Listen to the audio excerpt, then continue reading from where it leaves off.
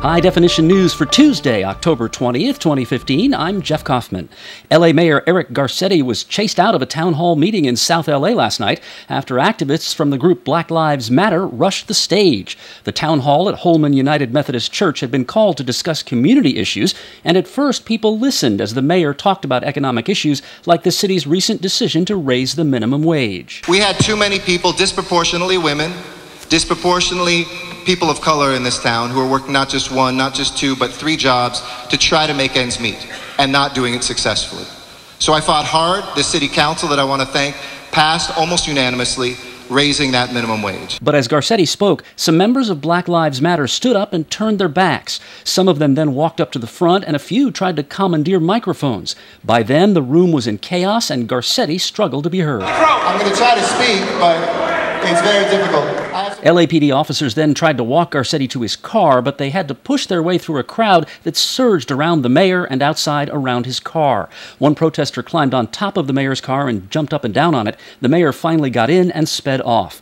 Melina Abdullah of Black Lives Matter says the group just wanted Mayor Garcetti to hear their views, including their demand that he fire LAPD Chief Charlie Beck. We really wanted this to be a meaningful dialogue, that the black community has something to say to the mayor. We want him to hear, as well as us engaging in his responses. But some community members say the Black Lives Matter tactics represent a missed opportunity. Dallas Fowler was at the town hall last night and told Channel 2 the disruption deprived others of the chance to engage the mayor. There were 50 other questions that people had, and they were able to fill out on their cue cards that did not get answered because of the high level of disruption. And I know that these people from Black Lives Matter, I believe Black Lives Matter, but I know they were here and they meant well, but at the same time, you disrespected the rest of the community that was there to have an intelligent dialogue with the mayor. Nobody was arrested last night, and the mayor issued a written statement that reads in part, quote, "I am disappointed that our conversation was cut short when there is so much work for us to do together to make our neighborhoods stronger and safer." Pop quiz, who's the Prime Minister of Canada? Just kidding. Americans in general know less about Canada than they know about almost any other country on Earth, except the country that most Americans know the least about, America. But once upon a time, in the 1960s and 70s, Americans knew the name of the Prime Minister of Canada because he was a rock star. His name was Pierre Trudeau. He was a liberal in the era of classic liberalism, and he was swept into power in 1968 in what came to be called Trudeau-mania. He was a bachelor prime minister who dated Barbra Streisand, but eventually married and divorced his wife Margaret. He met John Lennon and Yoko Ono on their world peace tour, and he consorted with Hollywood celebrities. He died in 2000, and when his son Justin gave the eulogy, a lot of Canadians said that boy has a future in politics. Last night, Justin Trudeau was elected Canada's 23rd Prime Minister. Canadians from all across this great country sent a clear message tonight. It's time for a change in this country, my friends, a real change.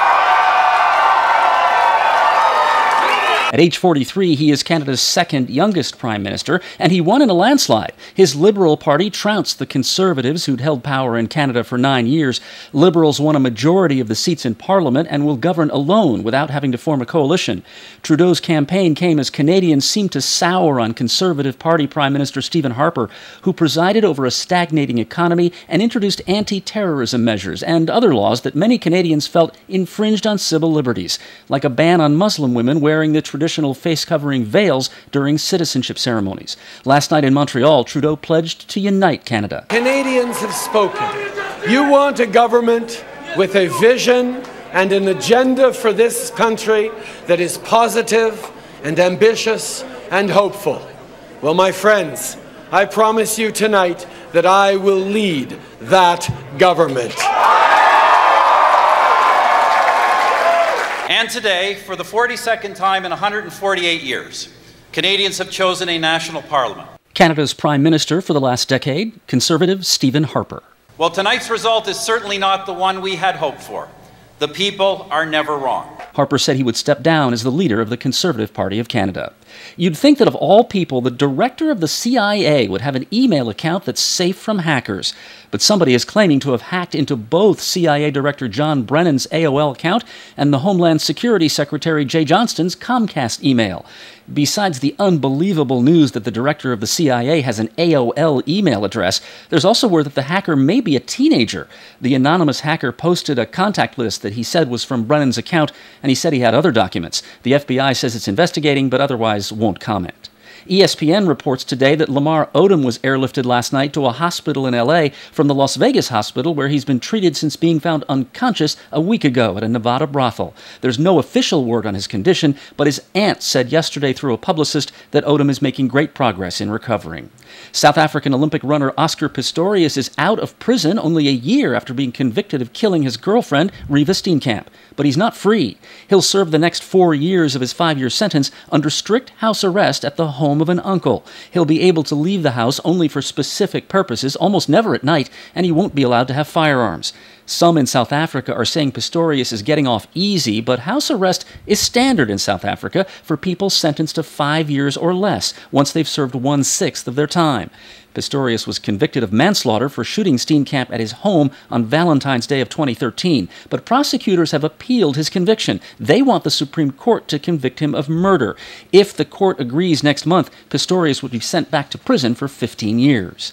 Southwest Airlines Flight 2010 had taken off from LAX around 10:30 Sunday night, bound for San Francisco, when the pilot radioed back to air traffic control. 2010, declaring you an emergency. Evidently, we've got 2 passengers that are in a physical altercation. We need to get turned around and back to LAX. Passengers aboard the flight told reporters that it started when a woman reclined her seat back.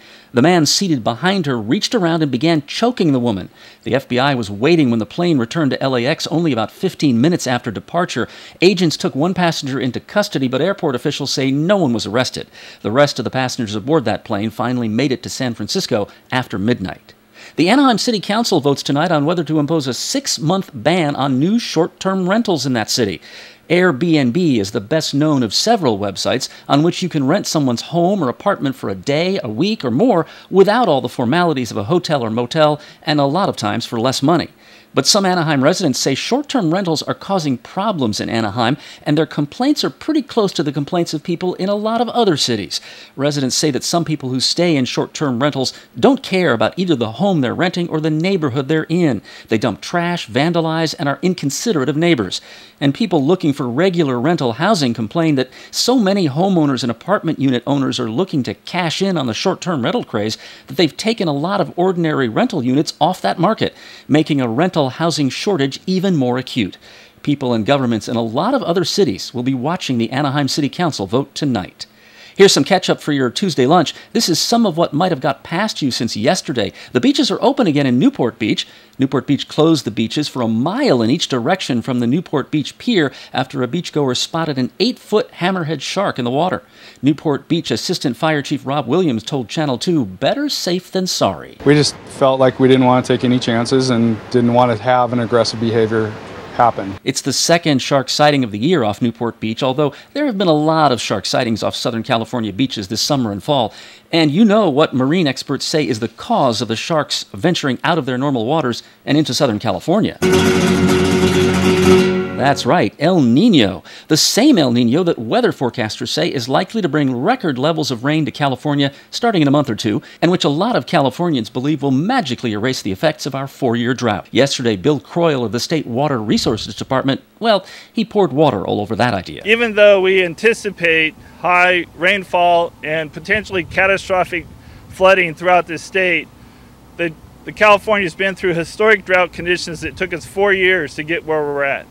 So even though we might end up this wet season with full reservoirs, streams, and rivers, it doesn't mean the drought's going to be over. But that being said, it's going to take us a number of years with above average rainfall to get back to normal water supply conditions. A few weeks ago, we told you about a 14-year-old high school freshman from a suburb of Dallas who liked to tinker with electronics. He built a homemade clock out of a circuit board and some components, and he took it with him one day to MacArthur High in Irving, Texas, to show his teachers. One of those teachers decided that clock looked a lot like a bomb. So the kid, his name is Ahmed Mohammed, was sent to the principal's office, and eventually he was handcuffed and taken to the local police station to be questioned. He was interrogated without his parents or an attorney present, and even though the principal and the cops said at the time that they absolutely knew Ahmed's clock was not a bomb, he was still suspended from school for 3 days.